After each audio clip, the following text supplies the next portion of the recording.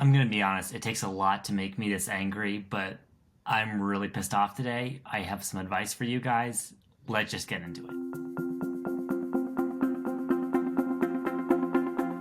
Okay, so you might have heard the news last week, and if you didn't, well, let me recap for you. General Motors, of course, big car maker, GM, announced that Apple CarPlay, the feature where you can mirror your smartphone screen to your car, use the Apple Maps, Music, and other third-party apps like a better route planner, they're killing that on their future EVs. Now, their current EVs are still going to have it. So like Hummer EV, the Cadillac Lyriq, no issues. But starting with Chevy Blazer this year, they are going to phase it out because they are working with Google on their own software.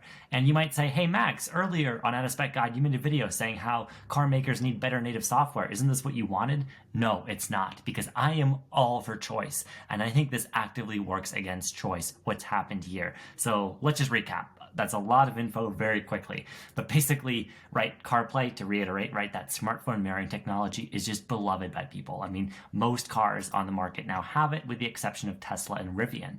The reason Tesla and Rivian don't have it is because Tesla and Rivian like to see themselves as tech companies as much as they are car companies, and they're very proud of their own software. Now, with Rivian, I think it's still evolving, but to be honest, Tesla software, having used it, is pretty great, and I see why they don't have CarPlay. I'm not saying I wouldn't support a CarPlay update for Tesla. It's great, and there actually are some workarounds where in the Tesla web browser you can have like a little hack where you go to a website that's actually just a local thing that broadcasts your phone's CarPlay. Very nerdy, but people have hacked CarPlay basically onto Teslas because it is so beloved. But at least Tesla's native maps, navigation, and software built in their car is really good. It better be. I mean, a lot of Tesla's valuation, the reason they're so hyped is because their software is legitimately really good. They have a great app, all that integration.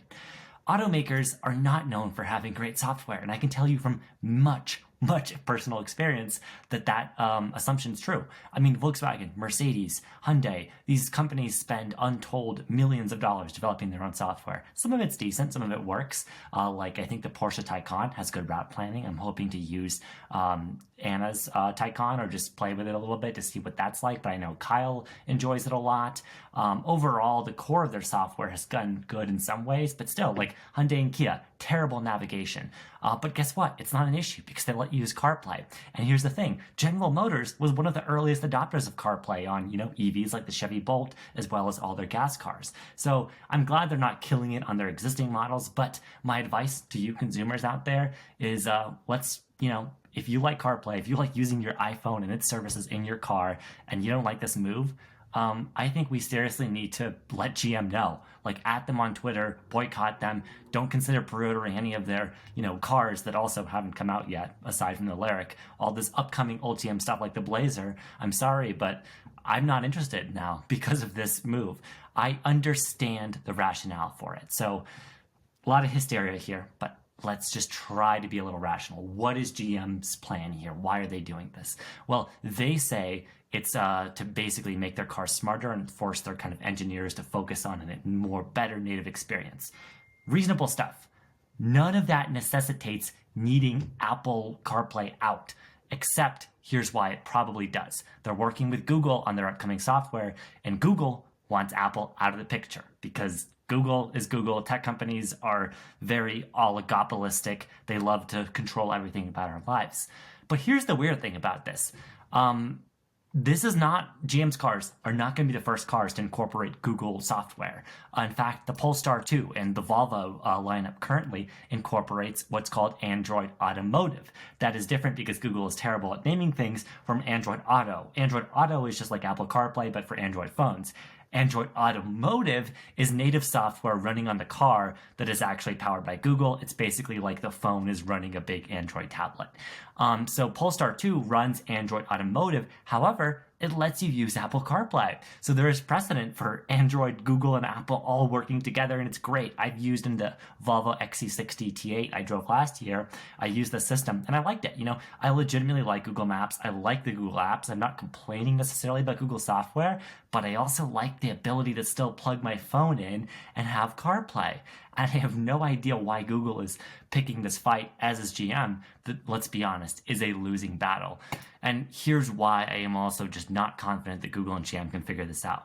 So first, GM's just a car company. They're not good at software. They don't have a good record of it. We didn't like the infotainment in the Hummer EV. Maybe it's going to get better. I don't know. But they're not a software company. They're not as good as Tesla. I don't think they're as good as Rivian.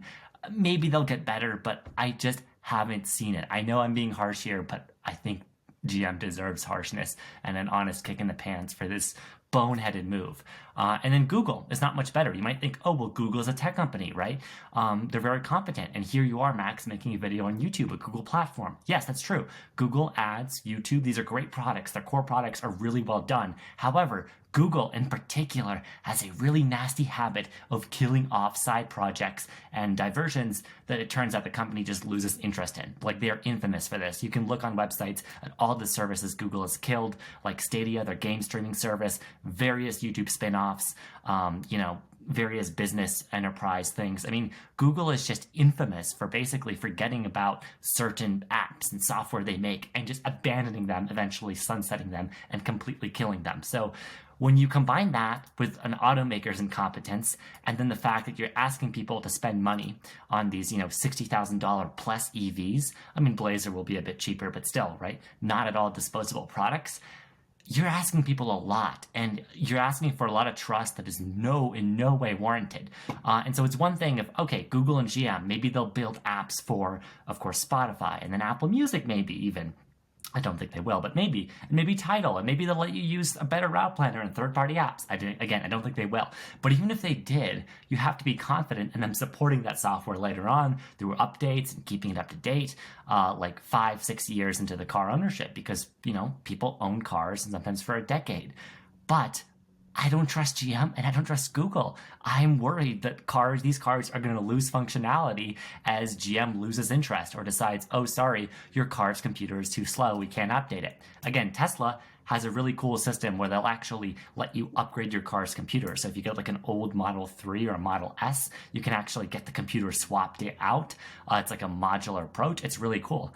So that's super nice that Tesla does that. Again, Tesla is almost more of a tech company than they are a car company. So that's to be expected with them.